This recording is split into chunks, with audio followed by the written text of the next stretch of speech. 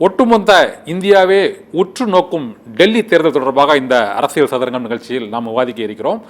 இந்த விவாதத்தில் ஆம் ஆத்மி கட்சியின் தமிழ் மாநில தலைவர் வசீகரன் நம்மோடு இணைந்திருக்கிறார். தலைநகரமான டெல்லியை அடுத்து ஆளப்போவது யார்?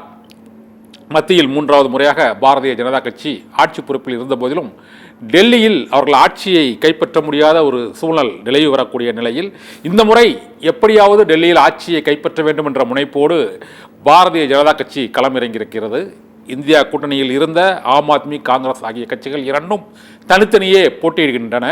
ஆம் ஆத்மி கட்சியை பொறுத்தவரை இந்த முறை ஊழலை ஒழிப்பதற்காகவும் நேர்மை மற்றும் லஞ்சத்தை ஒழிப்பதற்காகவும் கட்சியை தொடங்கி நாடு முழுவதும் கவனத்தை ஈர்த்த ஆம் ஆத்மி கட்சி டெல்லியில் அந்த கட்சியின் ஒருங்கிணைப்பாளரும் தலைவருமான அரவிந்த் கெஜ்ரிவால் மதுபான ஊழல் முறைகேடு வழக்கில் சிறைச்சாலையில் 5 மாதங்கள் சிறை வைக்கப்பட்டு அதன் பின்னர் விடுதலையான சூழ்நிலையில் மக்களால் நேர்மையானவன் என்று தீர்ப்பளித்தால் மட்டுமே மீண்டும் முதலமைச்சர் நாற்காலியில் உட்காருவேன் என்று திகார் சிறையிலிருந்து வெளியான அந்த 5 மாதங்களுக்கு பிறகு 2 நாட்களில் அந்த முதலமைச்சர் பதவியிலிருந்து நாற்காலியிலிருந்து விலகி அதிசியை அங்கு முதலமைச்சராக பொறுப்பேற்க வைத்திருக்கிறார். இந்த தேர்தலில் மக்கள் தீர்ப்பின் மூலமாகத்தான் மீண்டும் முதலமைச்சராக பொறுப்பேற்பேன் என்று அவர் சபதம் ஏற்றிருக்கிறார். ஒருபுறம், மற்றொரு புறம் பாரதிய ஜனதா கட்சி நாம் மத்தியில் ஆட்சியில் இருந்தாலும் டெல்லியை ஆள்வதற்கான அந்த வலிமையை பெற முடியவில்லை. இந்த முறை எப்படியாவது அந்த ஆட்சியை கைப்பற்ற வேண்டும் என்று பல வாக்குறுதிகளை அள்ளி வீசி இருக்கிறார்கள். இதனால் கேம் சேஞ்சர் யார்? அங்கு வாக்குறுதிகளா, இலவசங்களா, பிரச்சாரமா, அல்லது ஆளும் அதிகார பலமா, அல்லது வழக்குகளா என்று பல்வேறு விதமான பேச்சு மற்றும் அந்த விவாத பொருள்கள் நாடு முழுவதும் பேசு பொருளாகி இருக்கின்றன. 5ஆம் தேதி தேர்தல் நடைபெறுகிறது.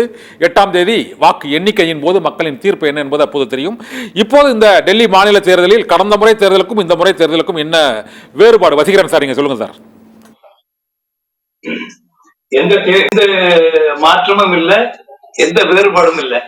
டெல்லி மக்களை பொறுத்தவரை அங்கு அரவிந்த் கெஜ்ரிவால் அவர்கள் தான் கண்டிப்பாக இந்த முறையும் தேர்ந்தெடுக்க போகிறார்கள். காரணம், அது எதற்காக இந்த கட்சி ஆரம்பிக்கப்பட்டதோ அதனுடைய நோக்கத்தை தொடர்ந்து நிறைவேற்றிக் கொண்டிருக்கிறார்கள். அதே போல கொடுத்த வாக்குறுதிகளை நிறைவேற்றிருக்கிறார்கள், கொடுக்காத வாக்குறுதிகளையும் நல்ல வாக்குறுதிகளையும் நிறைவேற்றிருக்கிறார்கள். இது மக்களுக்கு தெளிவாக இருக்கிறது. டெல்லி மக்கள் மற்ற மாநில மக்களை போன்றது இல்லை. டெல்லியை பொறுத்தவரை பாராளுமன்ற தேர்தலில் நல்லா நம்ம பார்த்தோம், அது முடிவுகள் வேறு மாதிரி இருந்தது. இந்த தேர்தலில் கண்டிப்பாக டெல்லியில் ஆம் ஆத்மி கட்சிக்கு தான் சாதகமா இருக்கு. முயற்சி செய்து பாக்குறாங்க. ஏன்னா இந்தியாவுடைய எல்லா மாநிலங்களையும் நாங்க போய் விளையாடுறோம், எல்லா மாநிலங்களையும் நாங்க முயற்சி பண்றோம். ஆனா டெல்லியில முடியலையேங்கிற ஒரு கஷ்டம் பிஜேபி இருக்கு.